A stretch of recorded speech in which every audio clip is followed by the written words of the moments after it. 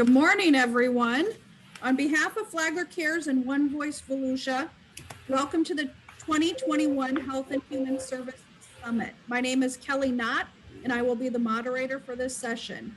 If you have joined this session titled, What is FSPT, Family Service Planning Team? All participants will be muted during this session.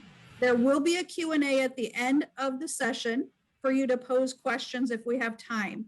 You may raise your hand using the reaction button at the bottom of the screen. We will then call on you and allow you to unmute yourself. You may also submit questions during the training in the chat box, and we will pose them to the trainer throughout the session and at the end of the session if time allows.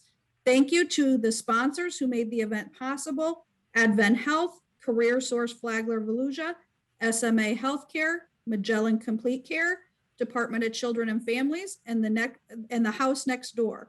It's my pleasure to introduce your trainer for this session, Maia Bass. Thank you.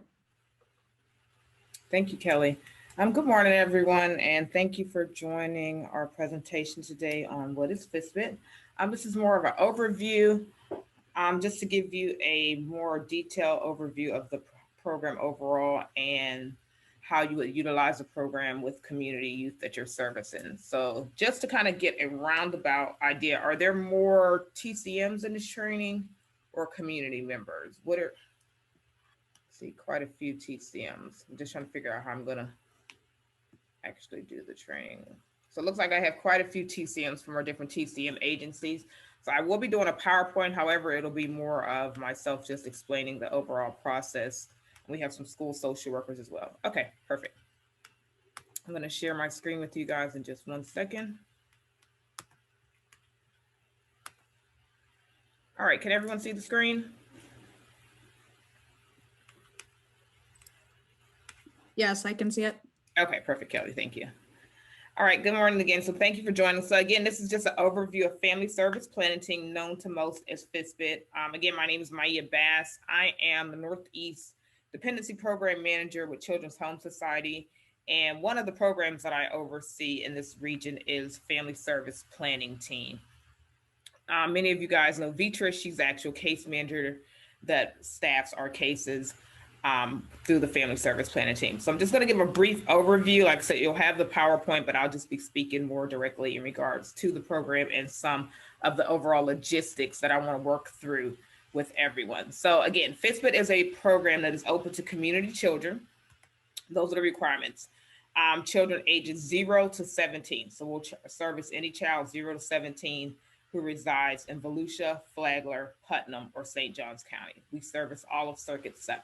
So that's our jurisdiction for servicing youth.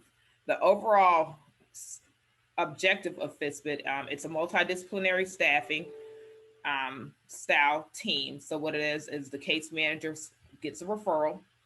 I'll just kind of walk you through the overall referral steps. The referral is provided to myself or Vitris. It's a 2-page referral. The first page is just the demographics about the child. It gives all of those demographic informations. We need to know their mental health diagnoses. We need to have a social security number, the name of the child, the age of the child, the gender and the race of the child, as well as their insurance information and who the legal guardian is, and any educational information and current providers that are working with them. Those are the basics that we have to have on our referral. If we don't have those, that referral will have to be returned to the referral party just to get that specific demographic information. And that is needed for us to go ahead and open the case and actually start the billing process so that the case is actually open to us. So that's why it's important to make sure that information is on there.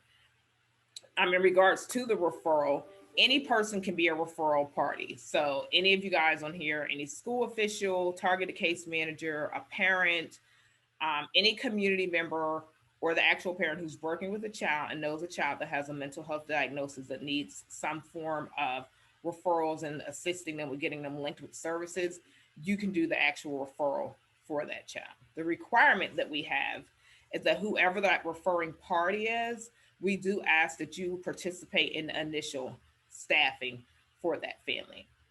And we want to make sure that you're that warm handover to us whenever that family is actually starting the process of FSPT, and that you've explained the process to them. So once you do a referral, you're going to get back from myself or Vitris the date and time of when your staffing is going to be. Right now, we're doing them virtually. You're going to get the Zoom link for your staffing, and you're going to get a few documents. A few of those are our release and consents, which are from CHS to make them an actual client. You're going to get a FSPT overview for caregivers that you are to give to the caregiver that explains our process and what the program is about. And there's also a form that you're going to get that talks about purchase of service, which I'll go into a little later, specifically what those are. So those are things that you would share with the family and have them sign a release and consent so that they can actually participate in the program. That's all that's needed. We will respond to you within 48 hours. That is our contract measure. Within 48 hours of receiving your referral, you will get a response back from us acknowledging that we actually have received your referral and that we'll provide you a date and time for your staffing. Now, once that referral is received, we have a structured staffing pattern because of the counties that we service. We service all of Circuit 7. So there are strict days of the month that she staffs each county in the area. Volusia is our largest county. The majority of our referrals come from Volusia County. So she staffs Volusia more frequent than she does Flagler, Putnam, and St. John's. Those counties have smaller referral base and smaller client numbers. So she staffs those once a month, normally depending on the caseload. Like I said, Volusia is our highest county of referrals. So those are staffed more often. So depending on when your referral is received and the crisis of your referral may not be opened and staffed until the following month. Like I said, we'll look at the referral once we get it. If it's just a general referral for a child who's pretty stabilized in the community, then at that point, we'll look at when the staffings are already completed or when they're due, and we'll put you on an appropriate schedule, but you'll know the date and time for that. So I just want to clarify how you're actually set up for an actual staffing and the time frame that goes with that. So if it is I don't want to say crisis because FSPT is not crisis. So if it's something that you're looking to have staff the following month, I would advise you to get your referral in the month prior before the referrals are completed. Because again, she'll try to get you in on a schedule, but our schedules are normally pretty full. So if you get in the middle of the month, you probably won't go until the following month. Let's see what else. Let me go back a little. So that's just overall the referral process. Again, anyone in the community can do a referral. It's just a 2-page form. When you send your referral in, if you're looking for residential, which quite often people are, you do not send in the actual SIP application along with your FSPT referral. I've been getting quite a few of those in lately.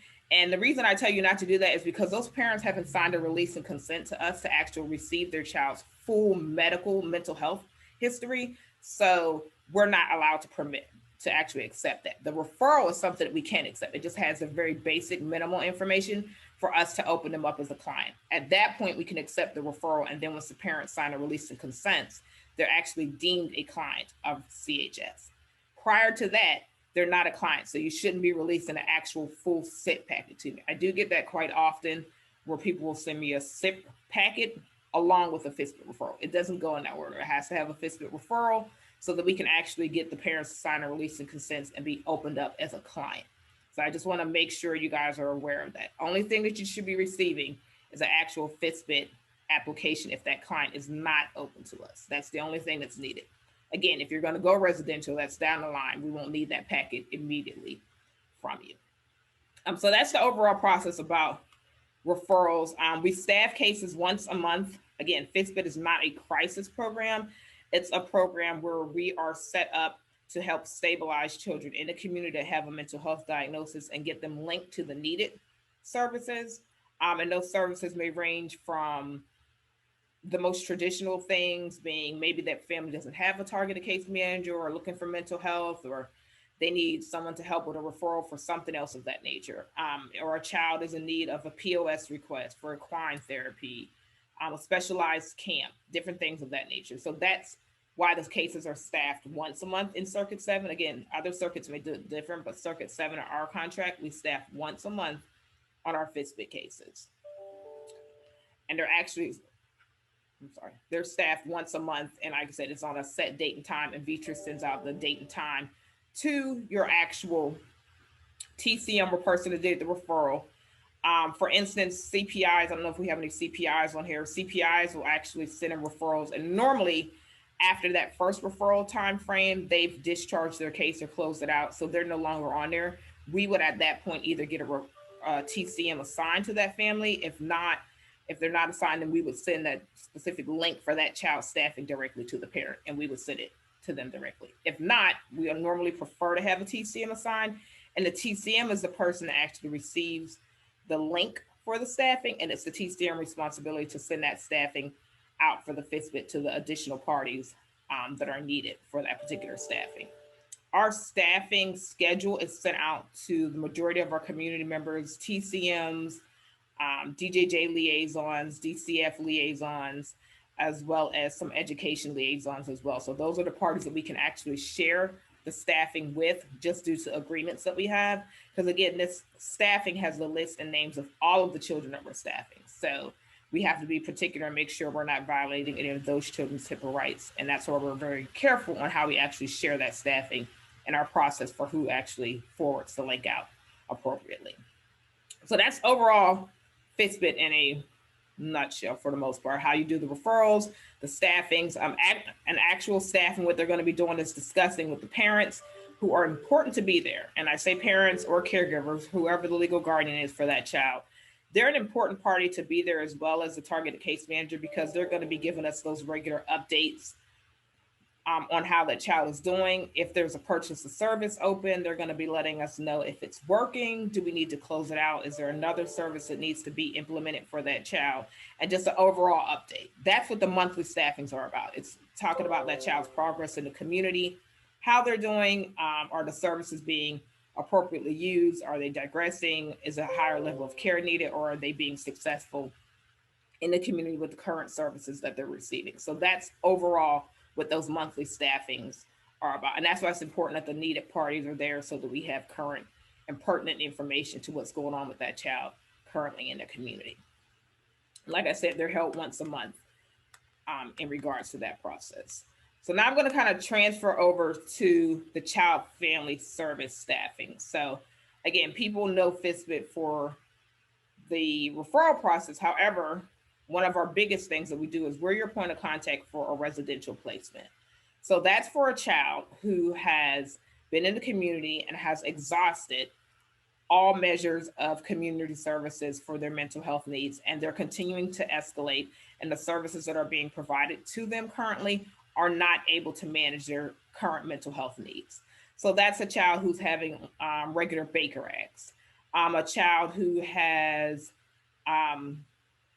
severe behaviors at school, severe behaviors in the home, and they're just continuing to escalate, and the services that are currently in place are not working for them. At that point in time, the person's assigned to that youth, whether it's the targeted case manager, therapist, whoever's working with them, will work with the family and determine if a residential placement is needed for them. If a residential placement is determined to be appropriate for them, then the party that's working with the family, like I said, whoever that may be, is going to start gathering the pertinent information for a residential SIT packet. The first thing that you're going to need for a SIT packet is a letter of recommendation for that level of care. The letter of recommendation comes from the treating psychiatrist. So whoever's the treating psychiatrist for that youth, they're going to be the person that writes a letter of recommendation stating that this child needs a higher level of care. Normally in those letters, it's going to state all the exhausting treatment that they've done for that child. It'll list Baker acts and things of that nature. And then it's going to specifically state this child needs a psychiatric inpatient facility, a SIP, or a therapeutic group home care. They need to specify which one that they're recommending for the child. That's the most important part that you have to get. You have to get the letter. There are a few other documents. You have to have a 90-day medical clearance where that child's primary care doctor states that they're medically cleared and healthy enough to go into a residential facility. And of course, you're gathering up those current and historic mental health records, education records. If there are DJJ involved, we get the DJJ face sheet. All of those important information that would be needed to look at this youth overall and determine the level of what kind of SIT placement they're going to be placed at. So that's what you would do if you're looking to do an actual SIT packet. So those are all the documents you gather.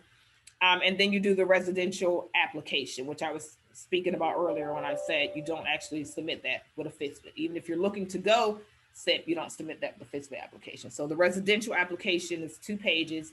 It basically gives you, again, the demographic information, the current issues that the child is having, some historic information and things of that nature. And you complete the whole packet, and then the packet is sent to myself or Beatrice. Once that packet is provided to us, our contract requires us to review that packet within 72 hours. Again, we are required to review your actual packet to make sure all of the needed documentation is in there for the residential placement. Now, the actual staffing, which is called a child family service staffing, that's when we staff a child for actual residential placement. So that staffing is not scheduled until the packet is reviewed, and I'll review it, make sure all of the needed information is in there. At times I get them and there are different things that are missing. So I'll communicate back and forth with that party who has submitted it to myself to let them know these are the informations that are needed for that use. And once the packet is fully completed, then we're going to move forward with your child and families meeting. We hold those staffings on the first Tuesday and the last Tuesday of the month.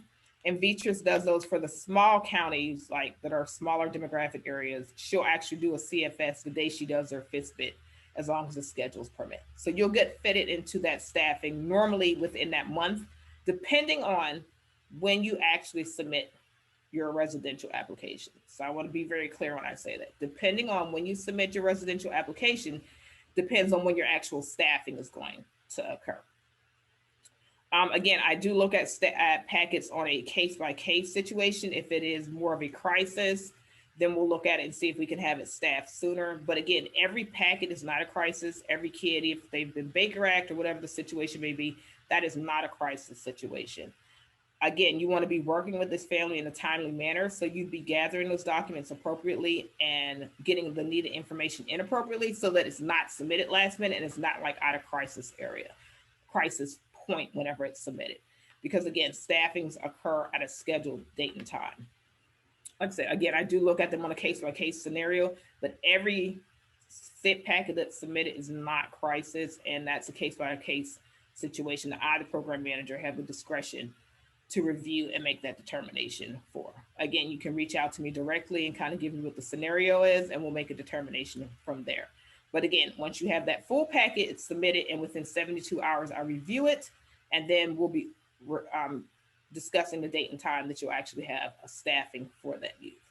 Now, at the CFS staffing, what we're going to do is go over the actual SIP residential placements that are there, which I'm going to go over in detail for you guys, because I do feel that's very important for everyone to know the number of SIPs that we actually have in the state. So I know when people think of SIP, they think there's kind of unlimited number of SIPs. They're across the whole state. There's unlimited number. So there actually are 9 SIPs in the state of Florida. And those are the highest level of care for children. They are specific in regards to gender and age.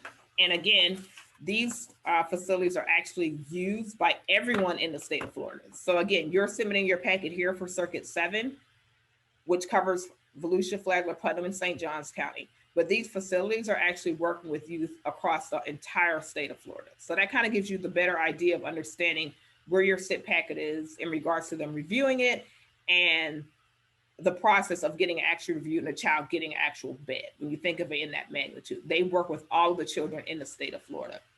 So we have Bay Care. They're an actual facility. They have male and females. They only take children ages 6 to 17, and they're in Newport Richey, Florida.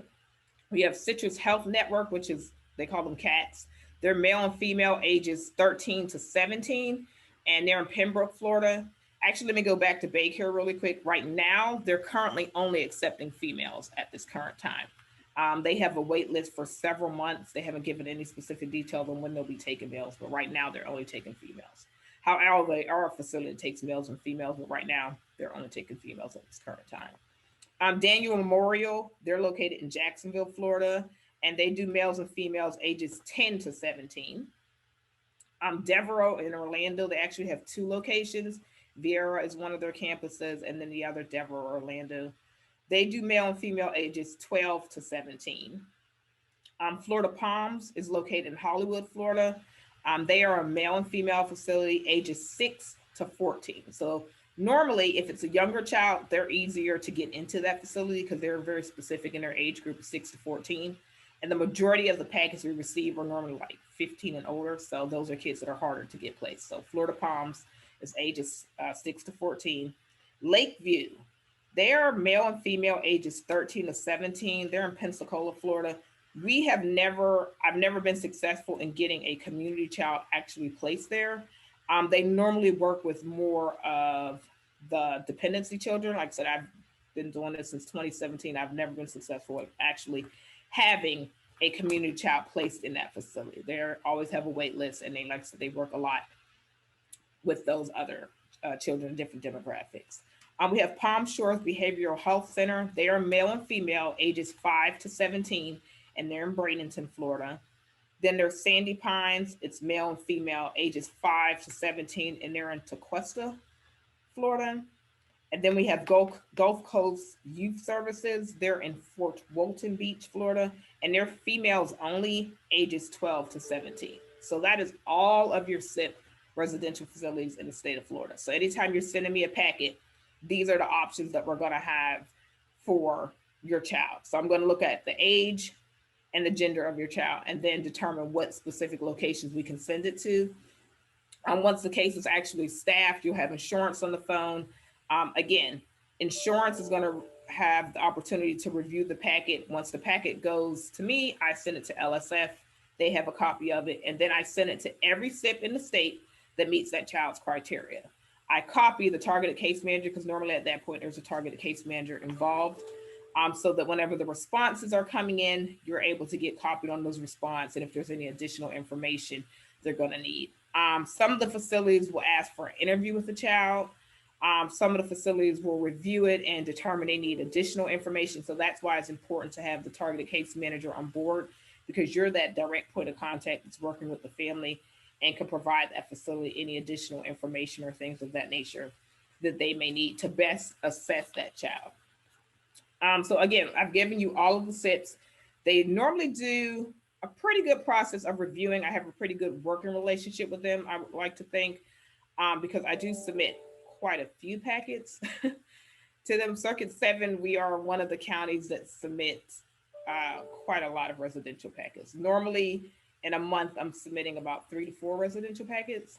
On a heavy month, it's about 6 residential packets a month, which is quite a lot. At times we'll submit them, and then things will change as that child is on the wait list. The child may become more stabilized in the community. If I've had them become stabilized and the parents decide no longer that they want a residential placement. So there's different things that happen, but we do submit quite a few. So their process is, once they get the actual SIP packet from me, they're going to review it with their clinical team. Again, they have their own timelines and things of that nature. You have to take into consideration that not only Circuit 7 is sending them packets, they're getting packets from across the state of Florida. So they're all coming into them, and they're reviewing them appropriately and making the needed determination on what child best meets the criteria for their facility. They also take into consideration that child's behaviors and how it's going to mesh with other children who are actually currently on their units. They do stress that quite a lot when they do a review, that they're going to look and see how they feel this child is going to mesh with the other children on their units. Other things that they take into consideration, if that child would need like a one room, they can't actually share a room with another child. And that's for children who have had like some sexually acting out incidents or maybe a severe aggression. So those are all things that they take into consideration as they're actually reviewing the packets for us. I have a specific team that I work with at each facility that reviews the packets for me. Like I said, they're really great individuals. They're very diligent in getting back to me in a timely manner and making sure they follow up and let us know where the status of that packet is at.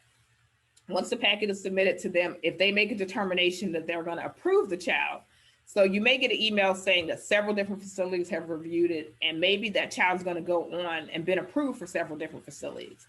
At that point, the targeted case manager can reach out to the family and say, hey, I know you've been contacted by several different facilities, and then make a determination with the family which one best fits their needs. A lot of times families will take into consideration the location of that actual facility because the families live in this area. So they'll take into consideration the location of the facility, some of the special treatments that they'll offer for their children. Those are all things that the parents or the legal guardian take into consideration when they accept an actual bed.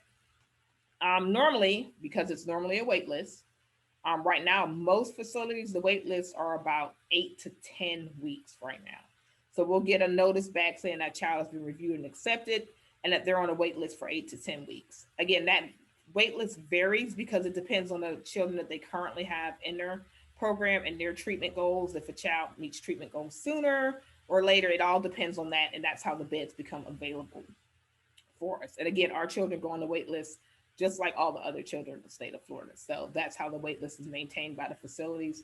As that wait list is getting closer, the facility is going to reach back out to us and say, hey, we just want to make sure that youth still needs this bed. And then as they're preparing for intake, the actual facility is going to reach out to the insurance and they're going to do all the documentation, things of that nature to get the room and board paid for that child. That's not anything that I facilitate on the end of FSPT. That's done strictly through the residential facility at the SIP level. They do all of that. They set up all the payment and things of that nature. They work with the TCM, the family, on the intake and the intake documentation that's required for the parents, as well as the actual intake date and time.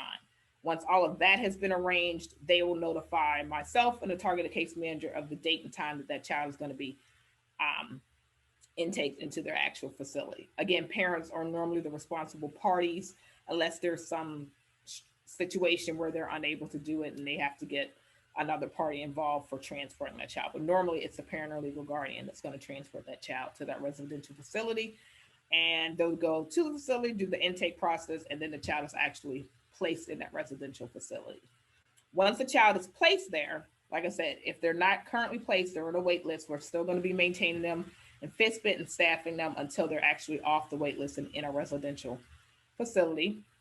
Once they're actually placed at the residential facility, they're going to move off of the FSPT staffing schedule and go on a child family service schedule. That's the schedule that we have where we monitor and staff the cases that are currently in residential or cases that are requesting a placement in residential. So they'll move to that staffing schedule. And then at that point, the insurance also is regularly attend because there's an insurance provider who monitors them at the residential facility in regards to making sure they're meeting their needed treatment goals and things of that nature. They're present, targeted case managers are present. The facilities will also be present. We have a point of contact. The facilities have assigned their actual therapists or counselors for their children to be present. So as long as they don't have a conflict with their own staffings, they're actually going to be present for the CFS staffings as well. I do want to mention, normally targeted case managers, you guys are also invited to the residential treatment team meetings. So they have their own treatment team meetings for their children once they're in residential. FSPT does not attend those. Normally they're always in conflict with our own staffings that we have, but case managers and the insurance attend those and the parents as well. So they have their own actual treatment team meetings that you'll be able to attend to get additional information, in regards to how your child is doing at that residential facility. Then you have the CFS staffing, which is the FSPT process for monitoring those children in residential. Like I said, you have CFS staffings once a month. They're regularly monitoring that process. As that child is preparing for the discharge summary, normally some facilities it depends on their timelines. The ones I've been getting lately, it's about 30 to 60 days out. I've been getting discharge plans lately. For those youth discharge plans. We do prefer that they provide at least 90 days, but it does vary. Like I said, every facility is different. We're gonna do a discharge plan. Normally it's gonna come to the targeted case manager. The parent gets a copy as well as the insurance, and it'll be provided to me. Like I said, each facility is a little different in how they communicate, but a lot of time it'll also be provided to myself. And then it'll be staff at the CFS to look at what that discharge plan is for that child. Discharge plans normally include whatever's been going on in their treatment, and then what the reunification discharge plan is to the community. So it's going to discuss the different services they'll need. It may be medication management, therapy, ABA services, CAT teams, different things of that nature to bring them back into the community and stabilize them. a lot of the time, an actual discharge summary may have that a child needs to step down to a residential group home. At that point, if that is the recommendation, what we're going to do is I'll reach out to that facility or the targeted case manager, either or, and we're going to ask for a letter of recommendation from that facility stating that this is the level of care they believe the child should step down to, and they're going to provide all of their treatment team records. At that point, once I have that information, my role is to then notify LSF that we're going to need a single case agreement. And that single case agreement is going to allow LSF to pay for the room and board, because insurance is only going to pay for the treatment of that child at the therapeutic group home level. So once I get notice of that, it's a simple form that I complete. With LSF, what I'm actually sending is the parent's financial application that they submitted with the SIP. So I'm just going to pull that out the SIP packet, send it to LSF. They normally respond within 24 to 48 hours stating that they have reviewed it, and that most parents normally meet the criteria for it. They have to have an extreme income to not meet the criteria for LSF to actually pay for the room and board for them. So like I said, majority of the parents meet that criteria. If they were not, then they would have to come up with a room and board fee with the actual facility themselves that they would have to pay out of pocket. Like I said, it's very rare. I've only had one child actually meet the criteria to not have their room and board paid, and they made an agreement with the parents for the payment for that. But normally, like I said, it's paid for by LSF. That's not anything that the TCM has to work on. I actually do that with LSF, and it's set up directly with the facility, and LSF creates a single case agreement with that facility to pay for it, for that child. So if a child is stepped down, that process is a lot easier. You're not gathering a whole SIP packet. Again, there's very limited that the TCM has to do, because again, the facility is going to provide all of the treatment plan history to me, as well as that letter, and then I'm going to forward it out to those therapeutic group homes, which will bring me into the actual therapeutic group homes that are available in the state of Florida right now. We have Devereux. They have a therapeutic group home. They are only for males. So they only accept males, and they're located in Cocoa, Florida. Florida United Methodist Children's Home, better known to most as FUMCH. They are accepting females ages 8 to 17, and that varies depending on their beds and the clients that they currently have in their beds, but they're for females only right now at this point, and they're located right in Enterprise, Florida. So they're the most local step-down facility. Right now, they have a wait list that is, I think she said her wait list is like 4 months out right now for her current wait list at FUMCH. Lifestream are Turning Point Ranch. They're in Umatilla, Florida, and they're for females only. They only have 8 beds currently right now. Let's see. Yeah. And their age is 10 to 18. So that's a step down. And like I said, they're for females only. So we have Devereux for males, and then the other 2 for females. St. Augustine Youth Services is in St. Augustine, Florida. So again, that's a closer facility. They're for males only. So they're a male-specific group home. They don't take any females. And they vary in ages, 6 to 12, and then they have 12 and up for some of their other homes. So they have a larger bed quantity at SAYS.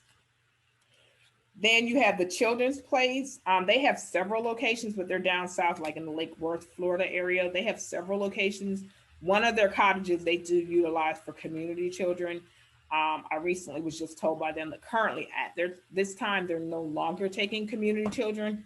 They're working with other children outside of the community, so more than likely dependency children. So they've actually closed referrals out to us and aren't accepting any further referrals. But they were males and females currently at that facility. Then there's Global Medical and Behavioral Health. They're in Davenport, Florida.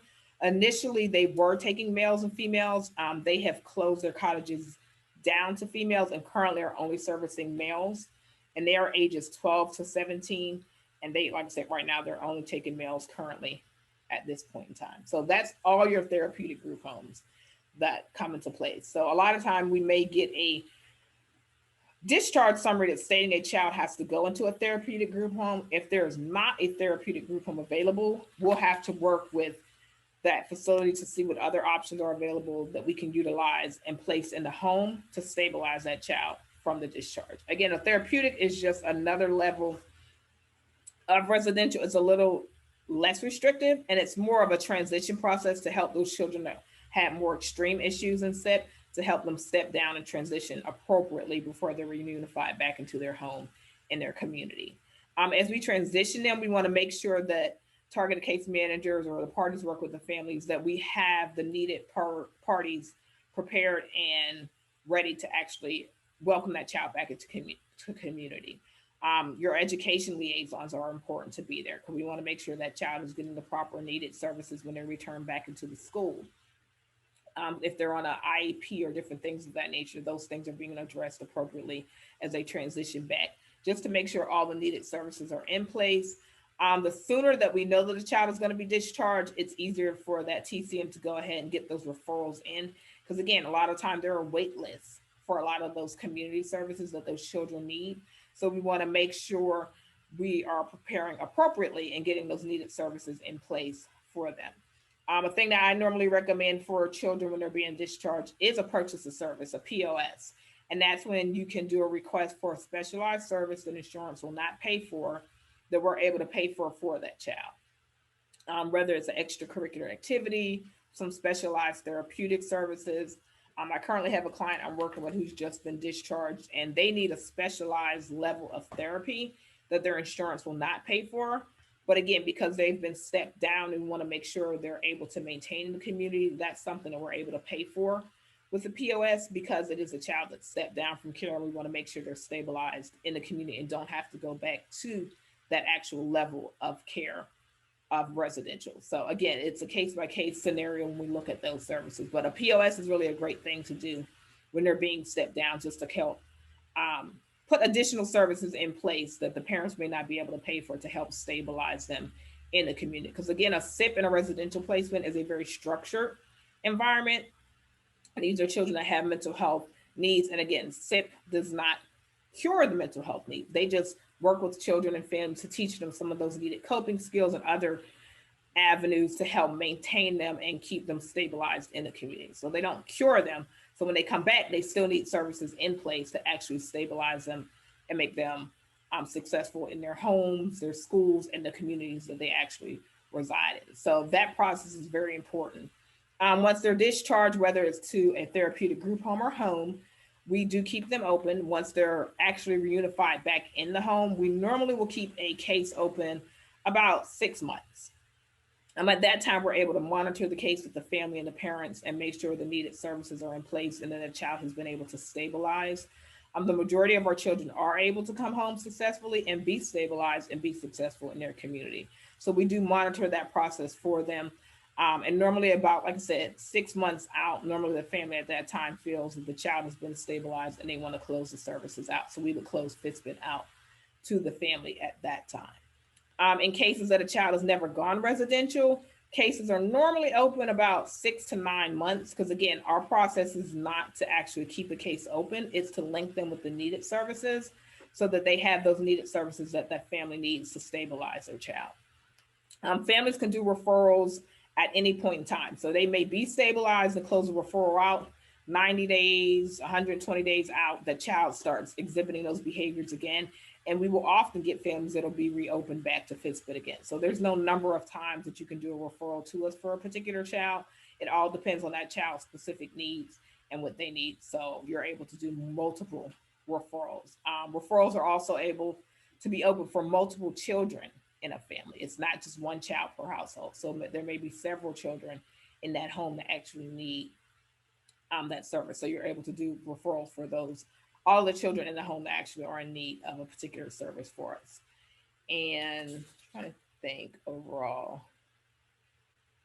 I think that pretty much overall wraps it up. I just want to be a little more detailed in regards to the residential process, because quite a few of the referrals that we get for FSPT are simply for the residential process. So just specifying that and breaking that part down specifically is what I want to do with this training. So Kelly, I'm going to open it up to questions because we got about 20 minutes left. If anybody wants to ask a question, they can put them in the chat or they can raise their hand and I'll go ahead and unmute you at the time.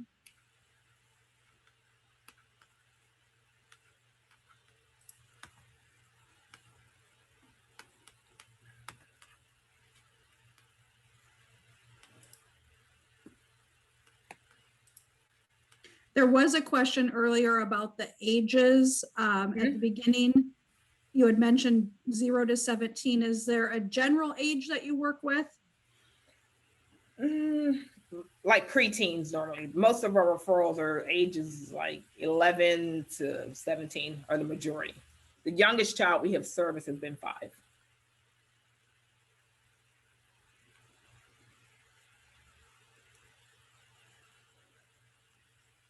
Any other questions? Are there any questions in regards to SIP packets? Because I know TCMs, you guys have quite a few questions for those. How you submit them, what needs to be submitted,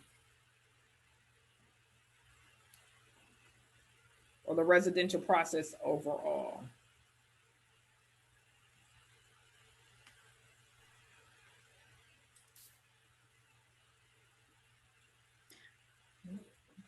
Everyone should have the most current documents. We have sent those out quite often. There's a current residential application. The most current one came out in 2018. So we've sent that out quite a few times. It's the most current residential application.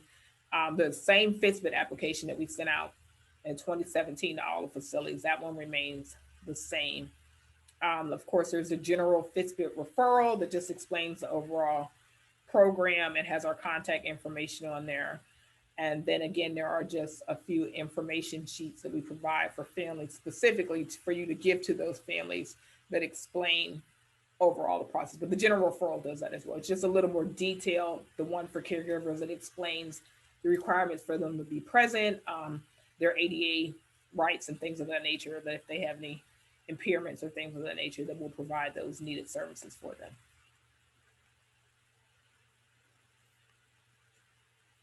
See a question. I am not seeing any. So if there are no questions, I thank see you. one. Oh, If a child has been accepted to a SIP facility, but they have a long wait list, what is the next step? So if they're accepted into a residential facility, and like I said, most of them currently right now have a wait list of 8 to 10 weeks. We are going to continuously still staff that child at the FSPT level, and we'll work with the different community providers to see what services we can help put in place to stabilize that child in the home. A lot of time you'll be able to use respite.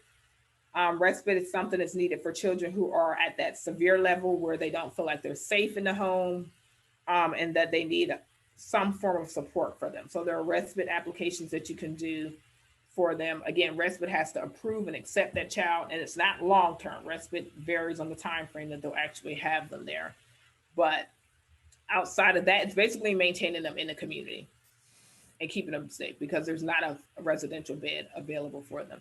And they'll be maintained and staffed on the FSPT schedules each month until they're actually placed into a residential facility.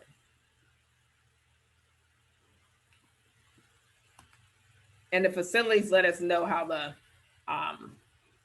predicted timelines. Like I said, they'll maintain contact with myself and whoever the TCM is to let us know when those beds are opening.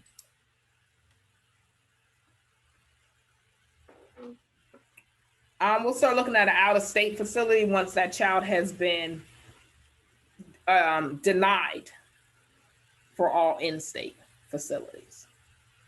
Insurance is normally not going to look to pay to send a child out of state. It is on a case-by-case situation, but normally they're not looking to pay for a child out of state if they're pending a bed in an in-state facility with a decent time frame, like a 10 to 8 week time frame of approval. They're not looking to send them out of state. That was a part I didn't talk about. So a child is not guaranteed to be approved for a residential facility. You can send a packet in, it can be reviewed, and those facilitators that are going to review it, they may deny your child for whatever the specific reason may be. We've had children have been denied for all in-state facilities. At that point, we can send it out to out-of-state. Again, the goal is to hopefully get them approved for an out-of-state facility. If that does not work and they haven't been approved for any facility at that point, we're back at square one. We're kind of looking at what we can do in the community, look at alternative things, different ways to stabilize that child currently in their community, in their home at that point in time. It's very rare that that will happen, but there are occasions when that happens, and we kind of look at those on a case-by-case situation and bring the needed parties in to assess and see what we can do to maintain them either in their home or look at alternative options for them.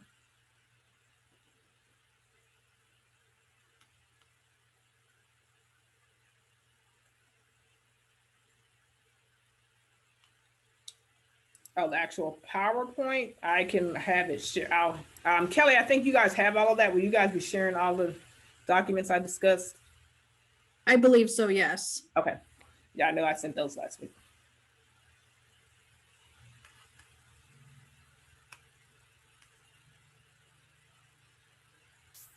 Well, it looks like that's all the questions. So thank you for attending today.